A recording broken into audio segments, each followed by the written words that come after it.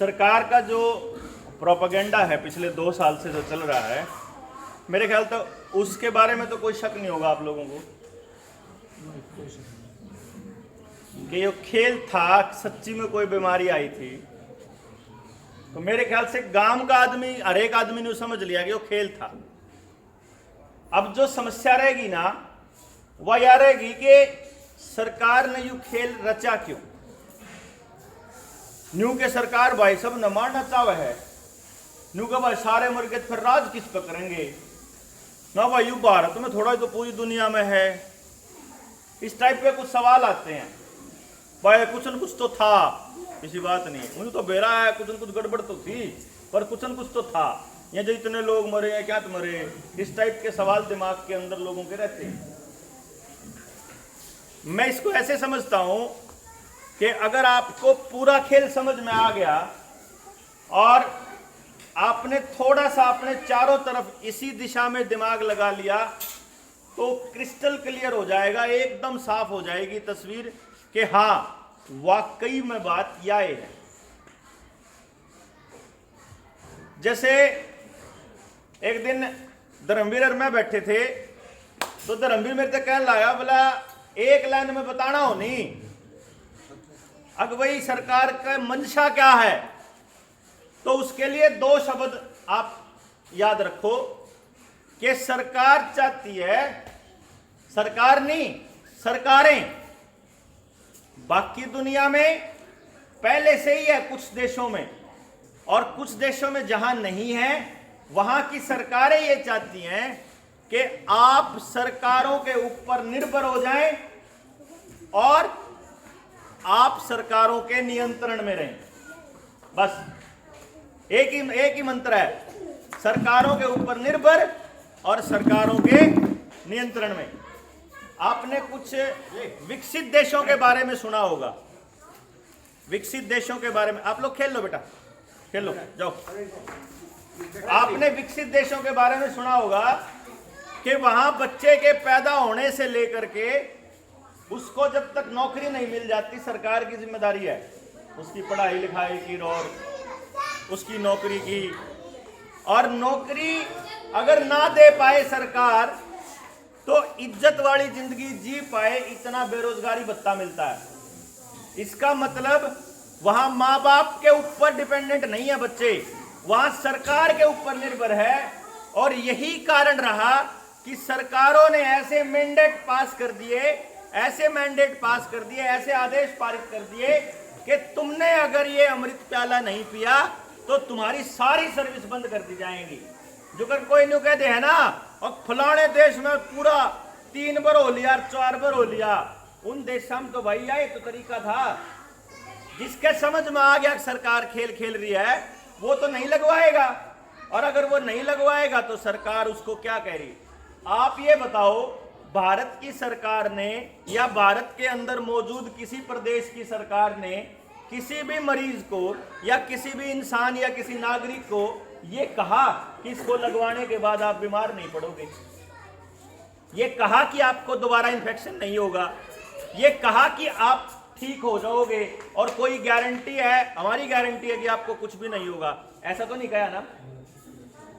सरकारों ने क्या कहा, आपकी पेंशन बंद हो जाएगी, आपको बस में नहीं चढ़ने देंगे, रेल में नहीं चढ़ने देंगे, राशन नहीं मिलेगा, डीसी दफ्तर नहीं जा पाओगे, बाहर नहीं निकलने देंगे, बच्चों को स्कूल नहीं जाने देंगे, नौकरी का फार्म नहीं भर पाओगे, आपकी रजिस्ट्री नहीं होएगी, आपका कोई काम नहीं होएगा, ये तो क्या होगा।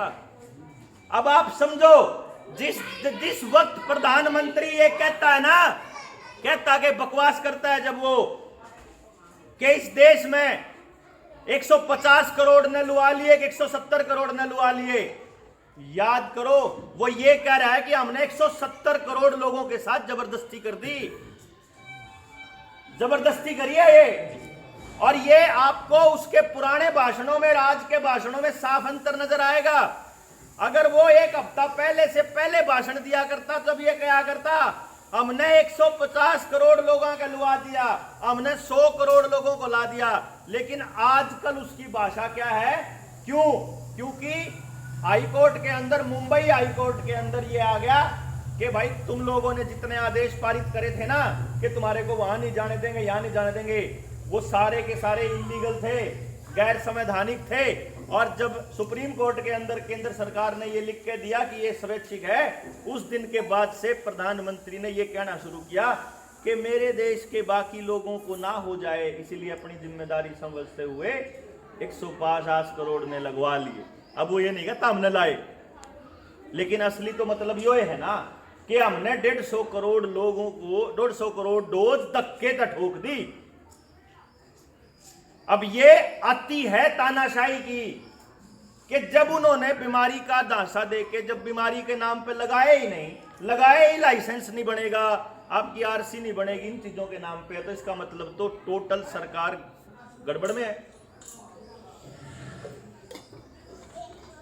यही हमारा बोलना था कि आप, सरकार कहती है कि भाई वॉलंटरी है लगाना।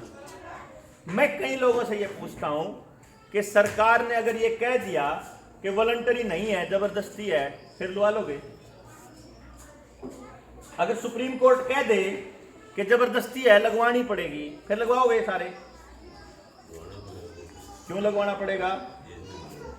कल ना कह देंगे कि अपनी छोरी नहीं भेजो रात ना, जब जब तनख्वाह मिलेगी, जब जीण देंगे, जब देश में रहने दोगे दे दोगे। अंधा कानून शरीर मांग रहे हैं आपका, आपका शरीर मांग रहे हैं, आपका शरीर मांग रहे हैं, शरीर नहीं मांग रहे हैं ना। ये कह रहे हैं तुम आज हाथ अड़ाओ अपने मारे आगे तनख्वाह के लिए, जीने के लिए।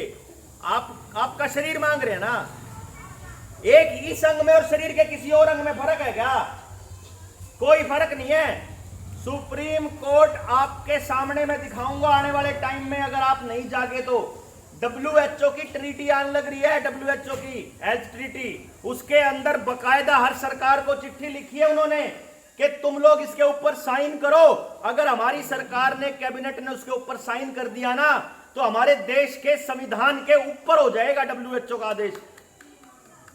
WHO का आदेश संविधान के ऊपर, और सुप्रीम कोर्ट संविधान से ऊपर नहीं बोल सकती कुछ भी। सुप्रीम कोर्ट चुपचाप ऐसे ही रहेगी जैसे ईब जज बैठे थे घरों में बंद होकर है। उस टाइम पे सुप्रीम कोर्ट चू भी नहीं करेगी, क्योंकि उस टाइम पे उस ट्रीटी का मतलब ही ये है कि आपने पूरी उनका ड्रामा क्या है कि पूरी दुनिया को बचाने के लिए जो रह गए उनको लाने पड़ेंगे। ऐसा क्या है कि सब कहलाना पड़ेगा? आपको अगर हमारी इतनी चिंता है तो हमारे को जितनी बीमारियां लगी हुई हैं हमारे परिवारों में, हमारे समाज में, हर बीमारी का फ्री में इलाज होना चाहिए, हर बीमारी का। तो हम मानते हैं कि आप हमारे लिए चिंतित हो। इतना ड्रामा करना बंद करो। एक मास्टर जी थे, वह न्यू कहे थे, मैं ये गुड़गांव की बात बताऊं, न्यू कहने लगे, बोला मन्नर मेरी छोरी तो कौन लुआया, मेरी घरवाली ने लुआ लिया। मैंने बोला ईसा के था भाई, एक घर में एक रह तो रखो, लुआना का नहीं लुआना। न्यू बोला हमने लुआना कौन था, हमने बेरा था, इसमें गड़बड़ है, हमने बेरा था, इसका नुकसान है, तो फिर क्यों लुआया भाई? बोला मेरी घरवाली का DDO जो उसका अफसर था, वो न्यू बोला अगर नहीं लुआओगी तो जो है तनख्वाह नहीं लिखड़ेगी। मगर कल ने न्यू कह दोगे अगर नहीं रात ना आओगी तो तनख्वाह नहीं काटूंगा, तो भेज देगा अपनी घरवाली में। कल न कह देगा अपनी छोरी ने भेजेगा, नहीं तो तनख्वाह नहीं करना तो कल न भेज देगा। तनख्वाह खातर, नौकरी खातर, कहीं भी जीण खातर, मैं तुमको जीण खातर भी नहीं दूंगा। मैं तो अपना शरीर, मैं अपने छोरे की शरीर के रक्षा करना मेरा धर्म है, और दुनिया का कोई कानून इसके आगे नहीं हट सकता। अपना धर्म निभाओगे, कानून के पालन में मरोगे। आपा उन योद्धाओं के मतलब बच्चे हैं जिनने अपनी जान दी है आजादी खातर, सच्ची में जान दी है, असली में फांसी पे चढ़े हैं वे लोग। तो हम अपने बालका की इज्जत बचाने खातर, अपने परिवार की इज्जत बचाने खातर, मतलब हम इतना भी नहीं कर सकते कि हम छाती ला के खड़े हो जाए, कौन जान दे भाई घर में। यो सरासर नाकामी थी हमारी, और इस चीज को सरकार ने बकायदा भुनाया कि समाज को अकेला अकेला कर दो, समाज को इतना तोड़ दो कि एक आदमी दूसरे के लिए बोल नहीं पाए। जिस टाइम पे राशन की कोटे की लाइनों के बाहर ना हमारा गरीब आदमी राशन के लिए खड़ा था, और बाहर टीके लाने वाले बैठा रखे थे ना, उस दिन डूब के मरने जी करना चाहिए था। उस दिन महाराज जी दुखा करता, अगर जिंदगी घर में रोटी आन लाग रही, उन्हें कथिया शर्म नहीं आती रहा गांव मेरे शहर में। भाई थारे रोटी का जुगाड़ है तो तुम इन गरीब आदमियों के बराबर में नहीं खड़े हो सकते कि तुम राशन के बराबर में क्यों कर रख रहे हो यार इसमें। ठीक है तुम बीमारी को ठीक करने के लिए 100 बार लगाओ, लेकिन तुम राशन नहीं मिलेगा ये कह करके तुम किसी के शरीर के साथ जाति कर रहे हो यार, ये तो गलत है।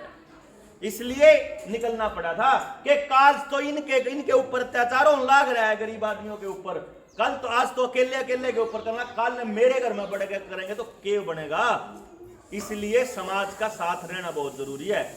इन्होंने समाज के अंदर ऐसे मुद्दे दिए बकायदा कि आप एक दूसरे से टूटे रहो, आप एक दूसरे से बटे रहो, आप एक दूसरे से बात करके भी राजी ना रहो। इसीलिए ना कभी किसी पॉलिटिशियन से पूछने की हिम्मत होती, ना किसी की न्यू पूछने की हिम्मत होती। अगर तू वोट मांगने तो आ गया था, तू जब हमारे बड़का के स्कूल बनते जिब की थारे बुप्पी आड़े उसे की होगी सरकार, बालू आड़े ते बना रखा होगा हैं। जब स्कूल बनते, जब धक्का हो रहा था, कित तो बुप्पी था कि तो नया जिनसे सपने देख रहे हैं और मुख्यमंत्री बन के शैलजा पैलजा सुरजेवाड़ा खुरजेवाड़ा, ये जो भजनलाल आड़े बंसीलाल आड़े चौटाला आड़े कित थे, कोई भी नहीं आया। ऐसा भारत के इतिहास में पहली बार होया देश के अंदर कि एक पॉलिटिकल पार्टी जो बोल रही है, सारी पॉलिटिकल पार्टी वाय भाषा बोल रही है। इसके पीछे भी हमारे को षड्यंत्र समझ में नहीं आया। जब हमारे आस पड़ोस में हार्ट अटैक से लोगों मरने वालों की संख्या बढ़ गई, जब हमारे आसपास ब्रेन हेमरेज होने लग गए, लकवे के केस बदल लग गए, हमारे जब भी समझ में नहीं आ रहे क्या दान लाग रहे, इबियापन हुए कहा अगे तो नॉर्मल है भाई होए जाया करें, ये तो होंदे आए। अरे के 10-10 साल के बालका के होंदे आए, के 15-15 साल के बालक मरदे आए, नॉर्मल नहीं है यो, खेल है पूरा। और जिस दिन पूरा खेल समझ में आओगा ना, उस दिन नींद को ना आवे, न्यूए लकड़े लोगे घर ते बाहर जुगरा में लकड़े फरा, नहीं तो कोई जरूरत कौन थी। रमेश जी तो बेरा है, मैं किस लेवल पे काम कर रहा था, क्यों रमेश जी, सब कुछ छोड़कर दिमाग खराब करने की जरूरत कौन थी। लेकिन असलियत में इतना बड़ा षड्यंत्र है आपके बच्चों को पूरी तरह से गुलाम बनाने के लिए कि आपको समझ में नहीं आएगा। आप में से एक आधा जना कोई ना कोई मोबाइल पे गेम तो खेलता होगा, क्यों भाई खेलता होगा। मोबाइल में गेम कैसे आया करें, मोबाइल में या तो गेम आते हैं जिसके अंदर बंदूक चल दी हो, गोली चल दी हो, क्यों भाई, या दूसरे टाइप के आया करें कि ये टास्क पूरा करोगे तो आपको आगे बढ़ने के लिए टाइम देंगे, ये टास्क पूरा करोगे तो तुम ये कर सकते हो, पावर आगे बढ़ने की ये व्यक्ति है। और तीसरे टाइप के गेम आते हैं जिसमें गैम्बलिंग हो, जिसमें जुआ खेलना हो, जिसमें सट्टा हो, यही आया करें भाई। पॉइंट्स भी उसी हिसाब से मिलते हैं, और अगर क्रेडिट कार्ड के साथ जोड़ दो तो पैसे भी उसी हिसाब से मिलते हैं या खर्च करने पड़ते हैं। 3 टाइप के गेम तो बच्चों को उलझा दिया, उससे थोड़े बड़े आ जाओ आप लोगों को भी तो यही क्या रखा है कि ये टास्क पूरा करोगे, अगर पहली खुराक लोगे तो उड़ाजास को हो, दूसरी लोगे तो उड़ाजास को, क्यों जी, यो ये काम वीडियो गेम में छोटे बालका दे रखा, यो ये काम मारते दे रखा। इसीलिए हम कहते हैं hive of mind, blockchain, neural link, artificial intelligence, robotics और ये ड्रोन, ये इतने सारी चीजें हैं टेक्निकल। वो गांव का आदमी जो कदे गांव तक बाहर नहीं गया, जिसने दुनियादारी का बेरा नहीं, वो कैसे समझेगा इस कहानी में। 1980-85 के आसपास, 85 और 90 के आसपास महाभारत रामायण आई थी टेलीविजन में, आई थी था। उस टाइम में खिड़कियां वाले टेलीविजन थे इतने बड़े बड़े, गामा में थोड़े थोड़े होया करते। मान लो मैं उस टाइम था न्यू कह दंदा, मान लो किसे ताऊ था मैं न्यू कह दंदा, अकताऊ आने वाले टाइम में 30 साल में एक ऐसा काम हो जाओगा, अब टेलीविजन ने अपने हाथ में लेकर घूम सकोगे और अपने रिश्तेदार से बात करने खातर उनकी शक्ल भी देख लोगे दूर बैठे, बिना एंटीना बिना तार, तो के कंधे उस टाइम बताओ। छोरे क्यों पागल बनावा है, दिमाग खराब हो रहा तेरा, तो असंभव लाग गया था ना, छोरे क्यों पागल बनावा है। लेकिन आपको बता के, आपको जान करके हैरानी होगी कि मोबाइल फोन का आविष्कार 1960 में हो चुका था, और मैं बात कर रहा हूं अगर 90 में भी हम बात कर दे, यानी जो सी बात मैं कहने लाग रहा हूं ना, यानी जिस टाइम आपको टेलीविजन दिखाया गया उस टाइम पे मोबाइल फोन आ लिए थे। हमारे को टेक्नोलॉजी से 20-30 साल पीछे रखने का एक कारण है कि आप जैसे लोगों को, जब मेरे जैसा आदमी या कोई आपका बच्चा जब अमेरिका जा रहा है और वो आके आपने समझाने लग गए कि आने वाले टाइम में आपके साथ ऐसा होने वाला है, तो आप उसकी बात का भरोसा ना कर पाओ, इसलिए अपने को पीछे रखा जाता है।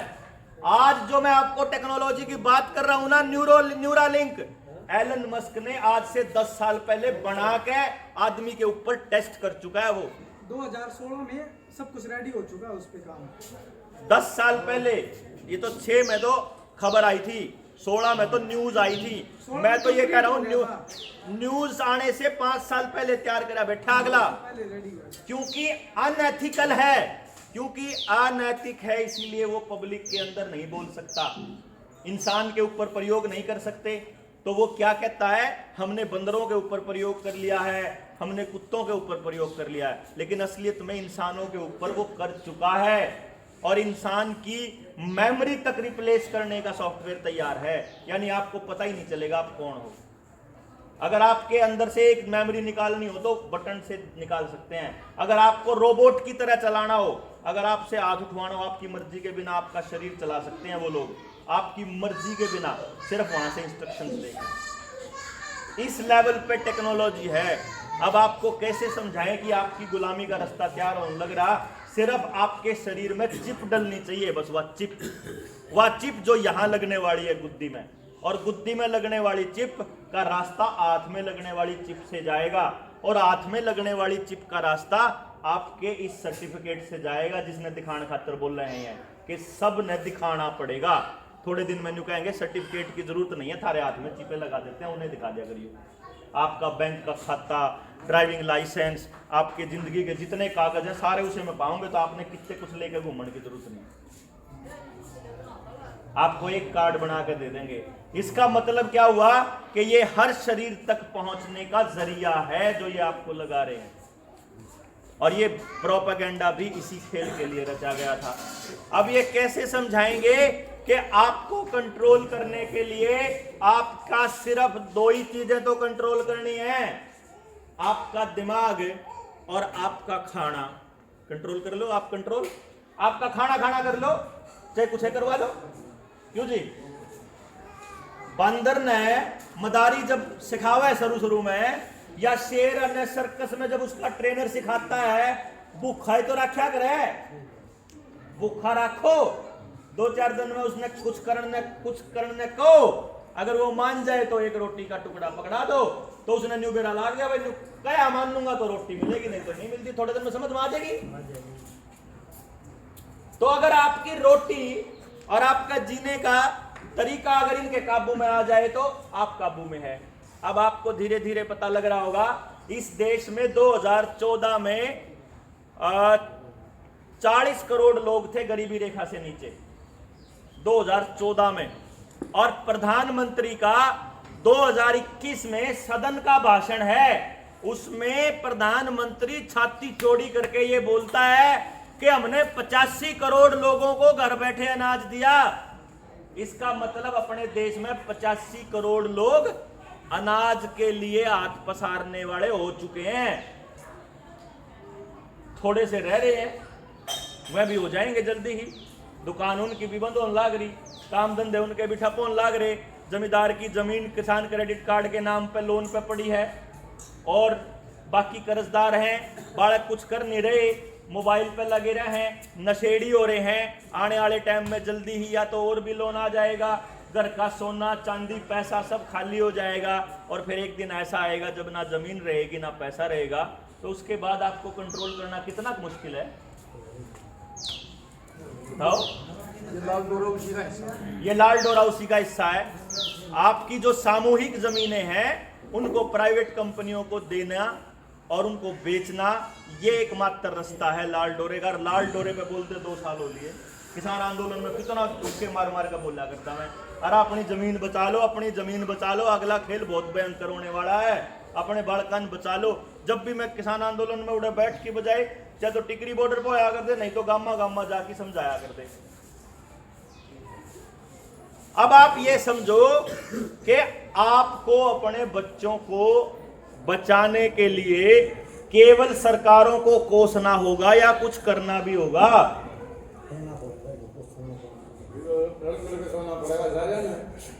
रण मिल के करना पड़ेगा, लेकिन रण मिलने के लिए घर से निकलने राज्य तो को नहीं अपन न्यू सोचा हाँ कि घर बैठे बैठे सारे काम हो जावे।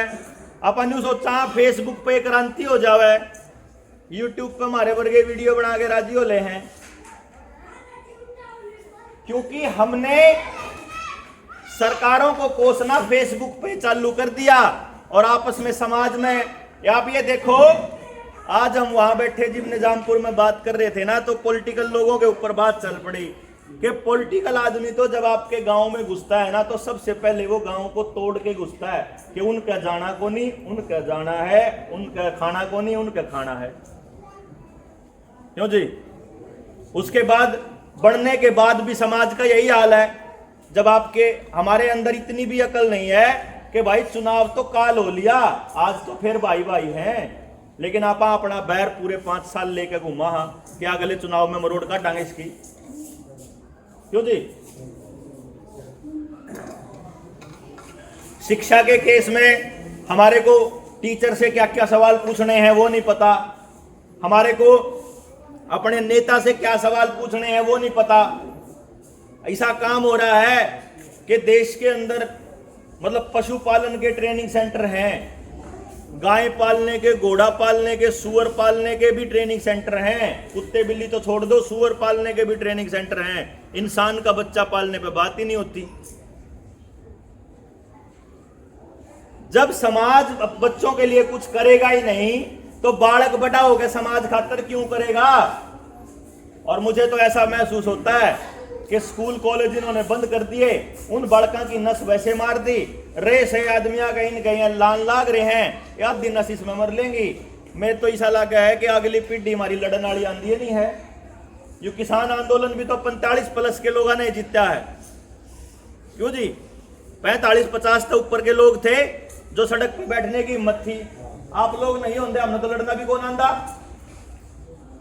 मारे पर ज्ञान है तो मैं यूं कहूं था भाई, हमने थोड़ा सा न्यू एक बार दुनिया में क्या होने लग रहा है उसकी जानकारी है, उस जानकारी का इस्तेमाल कर लो, और हमारे जो बुजुर्ग हैं उनके तजुर्बे का इस्तेमाल करके दोबारा अगली पीढ़ी ने लड़न खातर तैयार कर लो। अर्जन नहीं करोगे तो मुझे ऐसा लगता है कि अगले 10 सालों में हम गुलाम होंगे।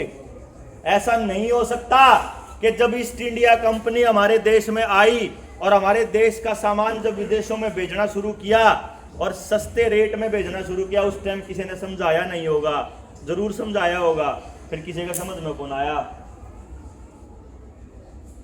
आखिर में फिर भगत सिंह ने कहा था भाई मरना ही पड़ेगा रे, और कोई राह नहीं है।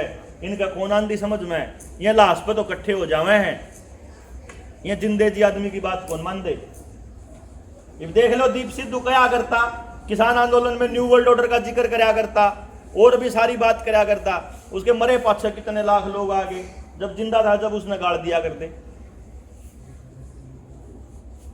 आप ये समझो कि इस टाइम पे सरकार का जो काम है वो ये है कि आपकी जेब से पैसा जल्दी से जल्दी निकाला जाए, आपके घर से आपका जो धातु है, सोना चांदी और जितना भी और हीरे जो और बात है, लोहा, वो सारा का सारा आपके घर से निकले,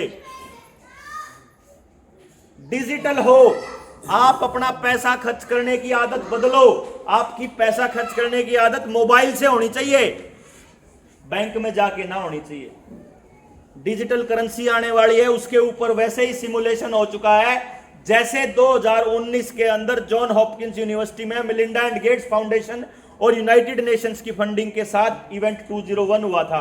इवेंट 201 जो था वो रिहर्सल थी कि आने वाले टाइम में किस देश ने कब लॉकडाउन लगाना है, उसकी रिहर्सल पहले कर चुके थे।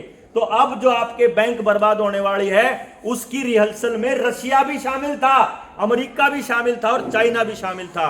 जब किसी ने न्यू लगता हो कि यूक्रेन और रशिया का युद्ध जो है ये युद्ध है, ये युद्ध नहीं है, ये खेल है, स्क्रिप्ट है। महाभारत रामायण की तरह स्क्रिप्ट है, लिखी गई है कि आपके दिमाग में क्या डालना है।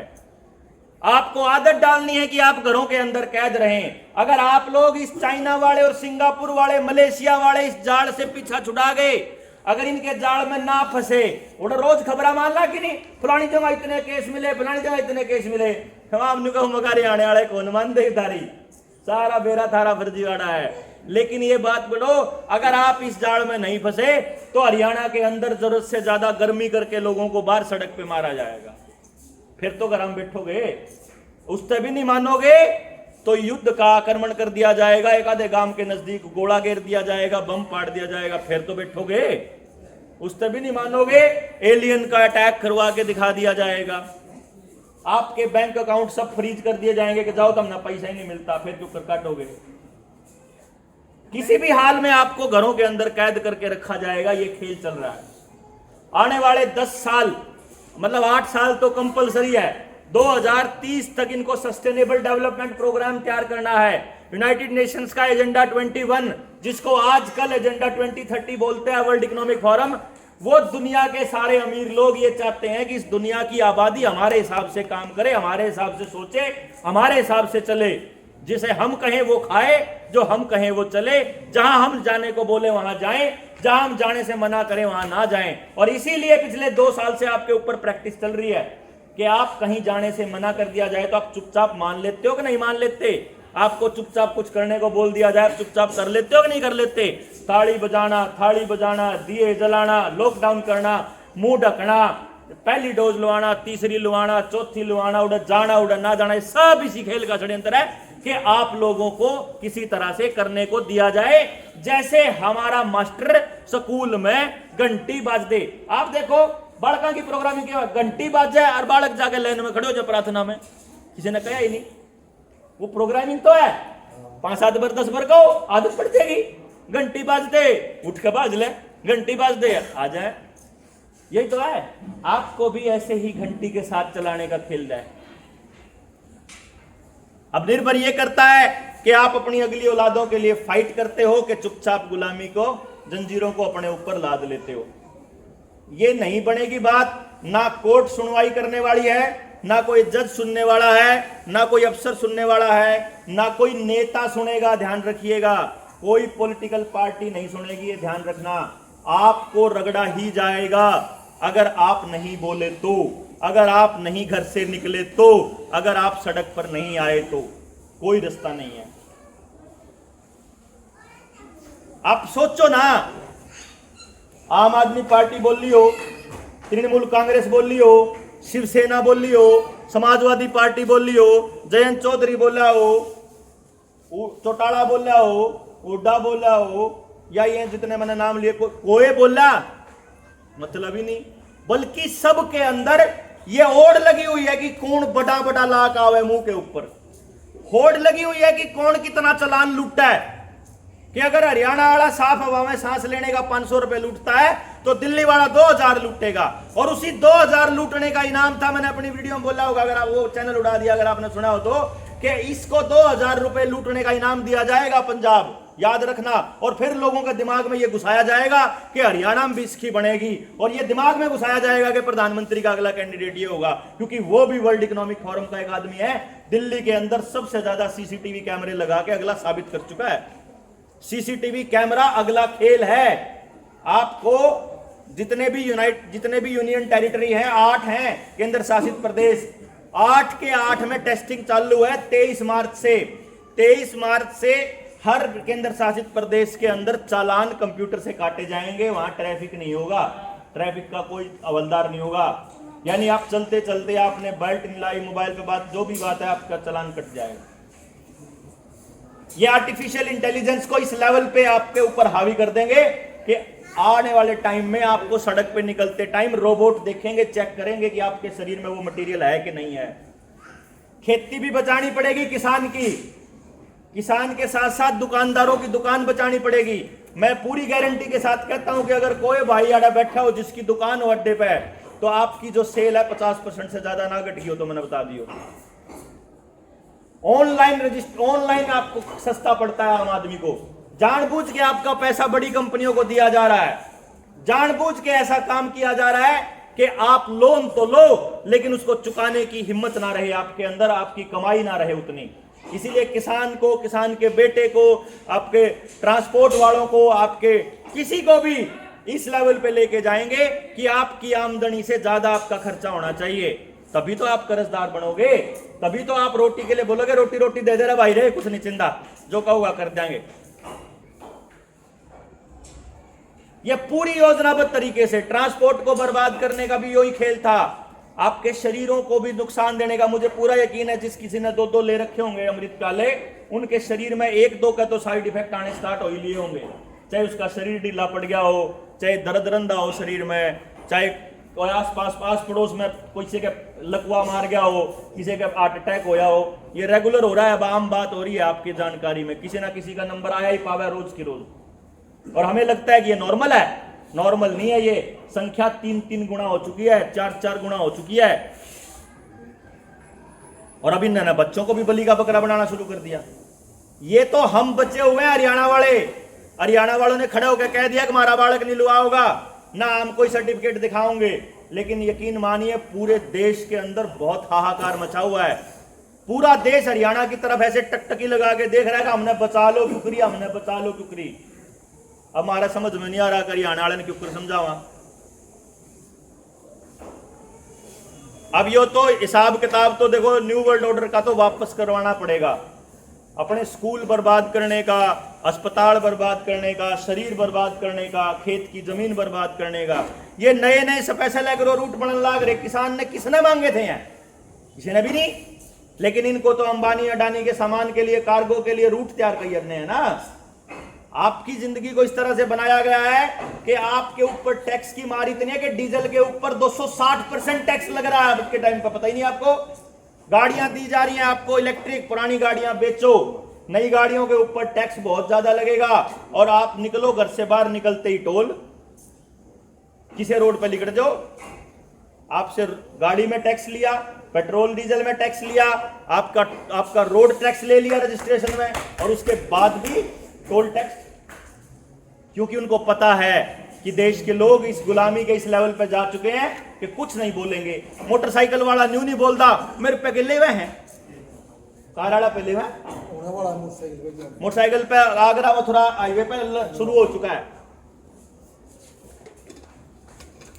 यानी कि मोटरसाइकिल वाला न्यू नहीं बोलता। जिस टाइम पे मास्टरा का लठ लाग रहे हो दुकानदार को नहीं बोलते, जब दुकानदारा का नाश होने लाग रहा है मास्टर को नहीं बोल रहे, जब जमींदार उड़ा बैठा था, जब उस टाइम पे कोई और नहीं बोल रहा था, जब सुनारा का लठ लागेंगे तो फिर जमींदार नहीं बोल रहा। सारा समाज अपने अपने बट रहा है। बाकी सारी जातता में अपने जात के ठेकेदार हो गए, सारे धर्मा में धर्मा के ठेकेदार हो गए। वह ठेकेदार जो है उनसे पूछे बिना आप कुछ कर देगा नहीं, क्योंकि ठेकेदार बोलेगा तो आप बोलेंगे। अपनी अकल से सोचने की हमारी बुद्धि इन्होंने भ्रष्ट कर दी। स्कूली सिस्टम से लेकर के और आखिरी दिन तक इन्होंने हर बच्चे को सत्यानाश करने का प्लान बना रखा है। बचने का केवल एक रास्ता है। पहले नंबर पे बैठ के विचार विमर्श करना पड़ेगा। पहले नंबर पे हम लोगों को इकट्ठा होकर, जितने नौजवान बालक हैं जो आज मोबाइल में उलझे हुए हैं, जो आज गेम में लगे हुए हैं, जो नेटफ्लिक्स में और दूसरी चीजों में लगे हुए हैं, उनको ये एहसास दिलाना पड़ेगा कि असली गुलामी ये है। पहले जो दूसरी बेड़ियां डाला करते थे गुलामी की, आजकल आपको इस रूप में गुलामी दी गई है। देख लो, कोई बालक लेकर के घर तबार इसलिए नहीं है, मनमाना आपने बताया तो होगा, लेकिन एक आधा बालक तो इसलिए नहीं आया मीटिंग में, अगर उसने सीरीज पूरी करनी थी, उसकी फिल्म अधूरी रही थी, वह पूरी करनी, गेम अधूरा रहा वो पूरा करना था,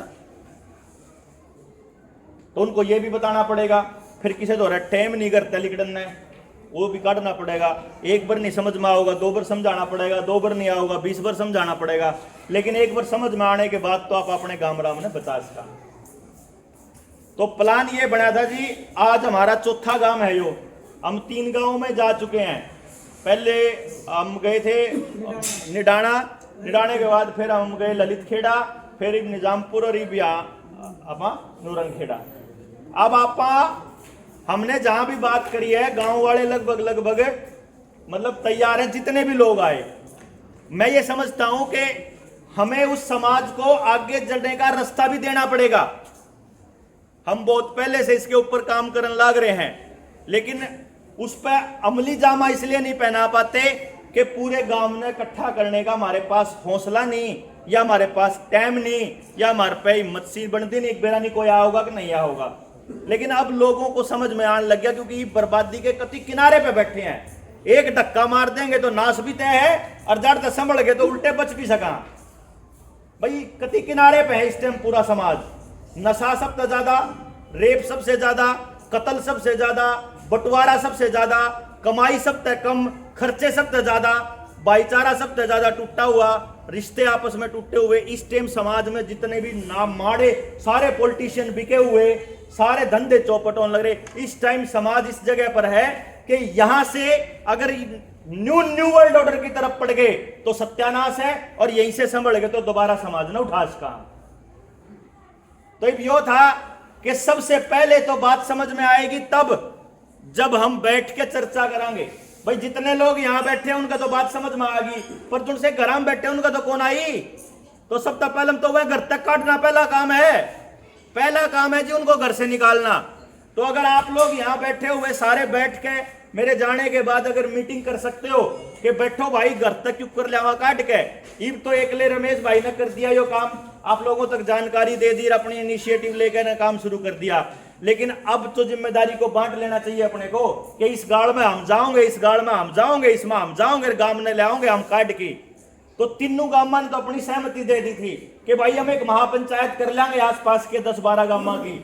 और उस महापंचायत में, क्योंकि देखो क्या होता है हमारे यहाँ लोगों के डायलॉग होते हैं, वहां से आपको समझ में आएगी उनकी मानसिकता।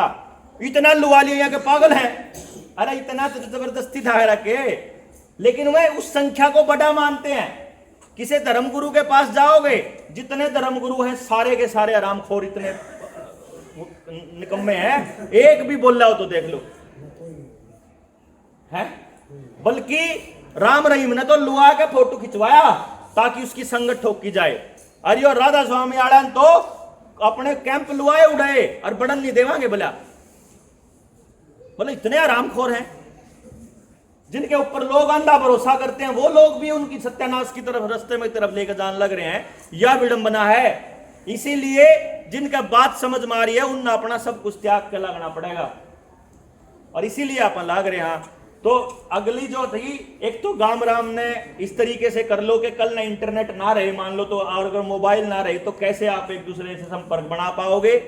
दूसरे नंबर पे जब भी कोई इस तरह की कोई इवेंट आप लोगों के प्लानिंग में हो, उनसे संपर्क कर लेना बाकी गांव वालों से कि भाई कद कर्ण के प्लानिंग है, एक लोगों को घर से निकाल लाओ पहले। तो जब वो दूसरे गांव वालों को देखेंगे और वो आपको देखेंगे और आप वाले उनको देखेंगे तो उनका थोड़ा हौसला बढ़ेगा, भाई और गांव भी तैयार हैं इस दिशा में। उस हौसले में आगे छाती अड़ा के खड़ने वाले लोगों की संख्या ज्यादा हो जाओगी। नहीं तो न्यू लगेगा मैं 1 लाख ये कर लूंगा, मैं 1 लाख ये कर लूंगा। जो अगर आपको तो सुप्रीम कोर्ट के आदेश कौन नाट सके, जनता नाट सके, किसाना नाट के, किसान अड़े थे, कौन मानते तारी बात, खड़े नहीं हुए, है ही नहीं कोई औकात के सुप्रीम कोर्ट के। सरकार लोग सरकार हैं, जनता सरकार है। जनता को अगर ये एहसास हो जाए कि तुम्हारे पैसे से कोर्ट चलती है, तुम्हारे पैसे से सरकारें चलती हैं, तुम्हारे पैसे से डीसी तनख्वाह लेता है, तुम्हारी ताकत से ही उस नेता को वो ताकत मिलती है कि वो हमारे लिए कोई पॉलिसी बनाए, हमारे ऊपर थोपने के लिए, कानून बनाने के लिए ताकत नहीं मिलती। अगर जनता खड़ी हो जाए तो किसी की हिम्मत नहीं है। कौन से कंट्री में था वो सेना ने सरेंडर कर दिया था?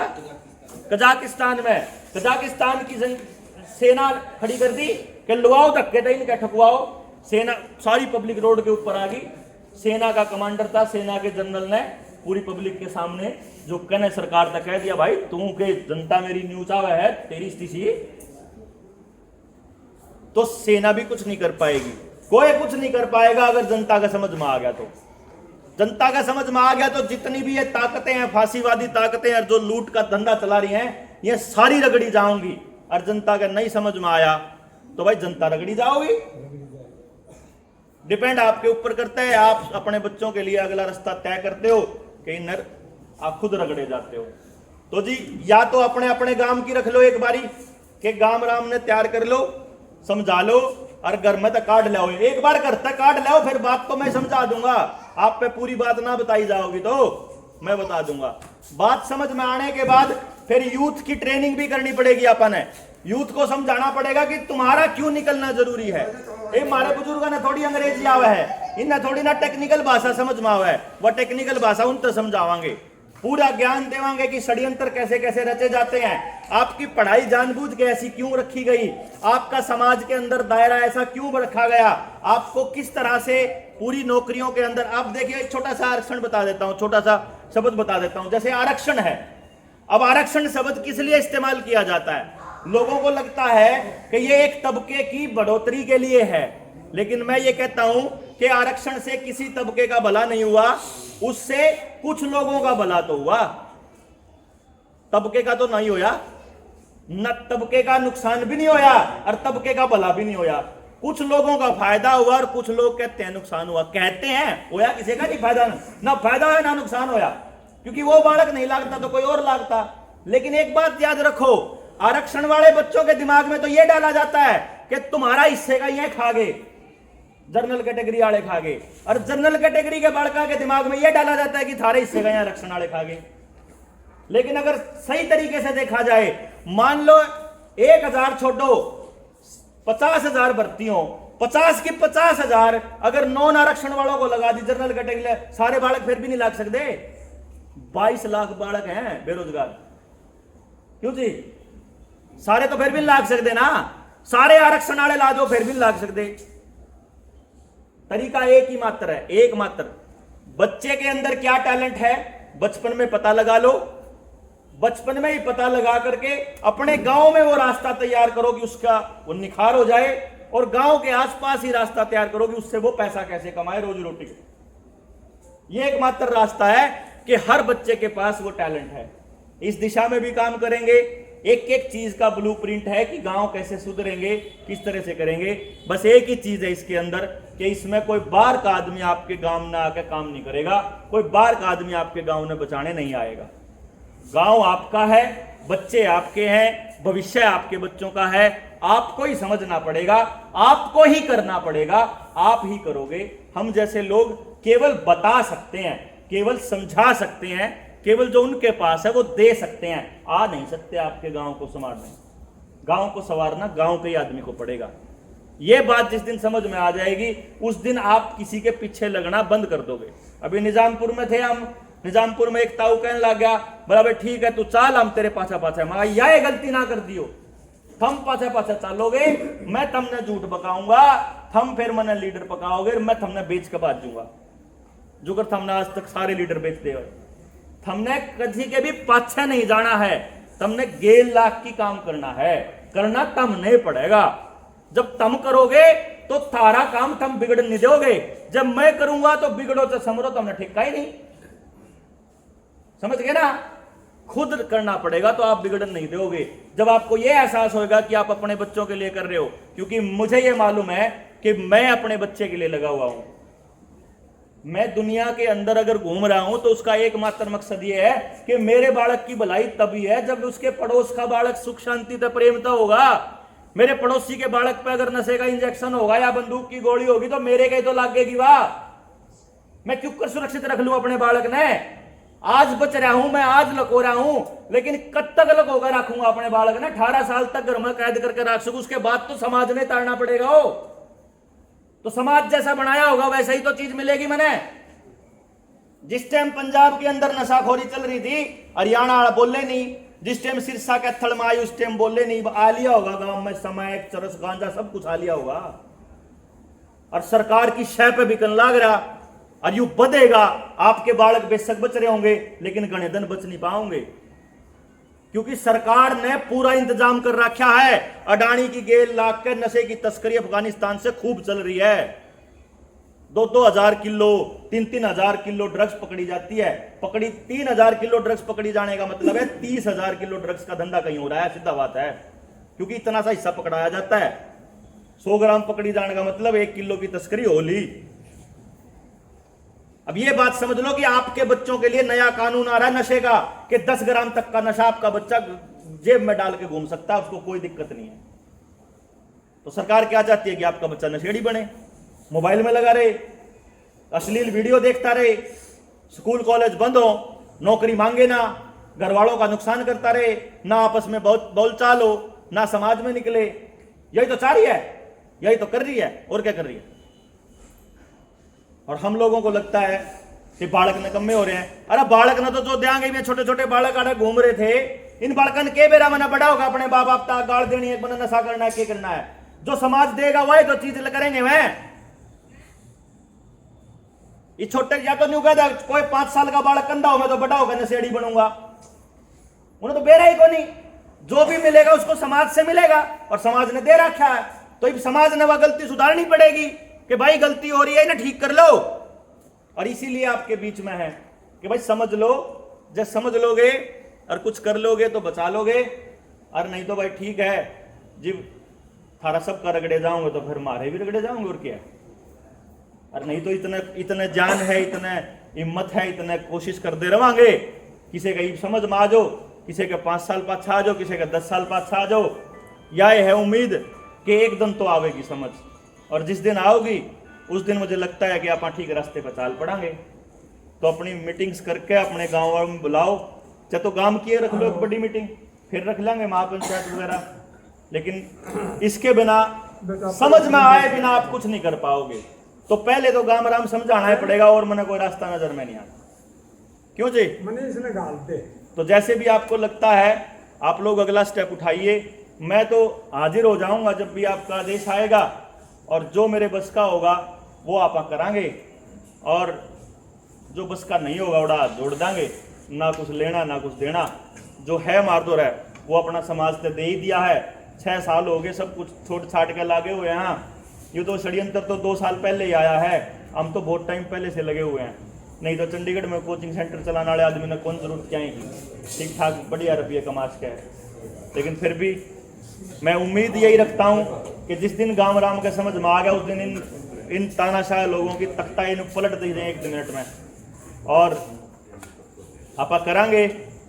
और बस यह उम्मीद ही है जो हमारे को चला के रखती है। कई लोग ने कहा बोला इतना क्यों कर बोल ले है, इतना क्यों कर चाल ले है, इतना क्यों कर ले है, क्या चीज है जो चलावा है भाई? वह चीज है, पहली बात तो यह है कि उम्मीद कति 0 है। अपन किसी तो कोई उम्मीद नहीं, कौन साथ देगा, कौन करेगा, कौन नहीं करेगा, के मिलेगा के नहीं मिलेगा। एक तो यह चीज है कि भाई उम्मीद 0 है। आप अपने हिस्से का काम ईमानदारी से करा, बस यह शांति है, वो आप करन लाग रहे हैं। बस ये ध्यान रखना, बाहर से कोई आदमी आके अगर ये कहता है, और मैं भी जिस दिन ये कहूं कि मैं बदलूंगा और मैं करूंगा, उस दिन समझ लियो वो समाज का सबसे बड़ा चोर है। वो कर ही नहीं सकता, एकला आदमी कर ही नहीं सकता। तरीका पता हो सके मैंने, लेकिन करना गांव के आदमी ने। इस गांव में के समस्याएं आएंगी खूब सारी, समस्याओं का समाधान संभव है मिलकर। तो बड़ी समस्या अब नुका जाए वाला 2 तो चुन के भी मारे नहीं निकाल रहे हैं। 2 छोटे जब गांव खड़ा हो जाओ, कोई समस्या है कुछ भी ना है, चुटकिया में समस्या गायब। गांव में 5-4 नकम्मे आदमी होया करें, के नकम्मे उन तो लपेटे जाओगे। मैं तो जिस दिन समझ में आ गई गांव के, उनके भी आ जाओगी। भाई तेरे बालक की भी तो भलाई की बात कर रहे हैं, तेरा कोई नुकसान थोड़ी कर रहे हैं। इसलिए ये बहुत जरूरी है कि हम लोग इकट्ठे होकर के अपनी अगली पीढ़ियों के लिए काम करें। मैं अपने हिस्से का काम ईमानदारी से करता रहूंगा, आप लोग अपने हिस्से का काम करेंगे, इसी उम्मीद में मैं अपनी बात